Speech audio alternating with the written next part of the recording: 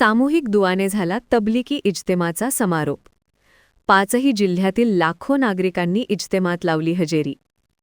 बुलढाणा शहरापासून हाकेच्या अंतरावर असलेल्या भादोला गावाजवळ 13 डिसेंबरपासून सुरू झालेल्या 3 दिवसीय तब्लिकी इज्तेमाचा आज सोमवारी 15 डिसेंबरला सामूहिक दुआनंतर समारोप झाला.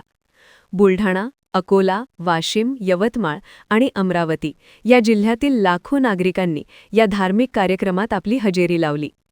आयोजक आणि पोलीस प्रशासनाकडून करण्यात आलेल्या उत्तम नियोजनामुळे या भव्य अशा कार्यक्रमात कुठेही अनुचित प्रकार घडला नाही.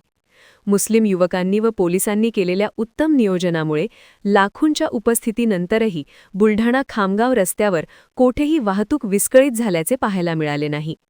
गत 1 ते 1.5 महिन्यांपासून बुलढाण्याजवळील भादोला गावाजवळ जवळपास 100 एकर शेतामध्ये या इज्तिमाच्या आयोजनासाठी तयारी करण्यात येत होती. तयारीसाठी हजारो मुस्लिम युवकांनी मोफतमध्ये आपली सेवा दिली आहे. 3 दिवसीय या कार्यक्रमामध्ये माणुसकीचा धर्म कसा पाळावा, माणसाने माणसाशी कसे वागावे यासह पवित्र कुराणमध्ये देण्यात आलेले उपदेश मौलवी उलमांनी मुस्लिम बांधवांना सांगितले. संपूर्ण कार्यक्रमात चांगल्या प्रकारे स्वच्छता ठेवण्यात आली. जिल्हा पोलीस अधीक्षक निलेश तांबे यांच्या मार्गदर्शनात या कार्यक्रमासाठी चोख पोलीस बंदोबस्त ठेवण्यात आला.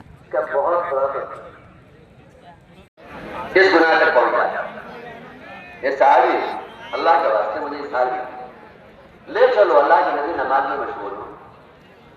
चुनांचे रिवायत में लंबा वाकया रिवायत में पहुंचे अल्लाह के नबी की खिदमत में गए, इंतजार में रहे, ये जाहिर हुए, गए, पकड़ा, लेकर के आने लगे.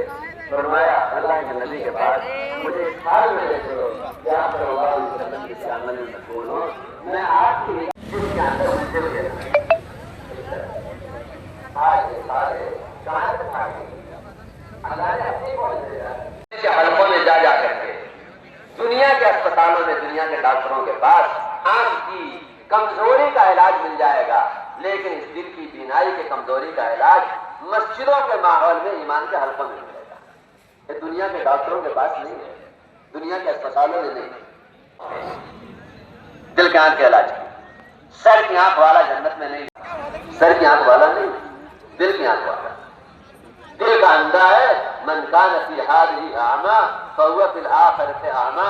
जो यहाँ अंधा वो वहाँ अंधा, वहाँ जो यहाँ और मुंह के बल घसीट करके जहन्नम के उस गड्ढे के अंदर डाल दिया जाएगा जिसकी गहराई 70 साल की मसाफत से भी ज्यादा, 70 साल.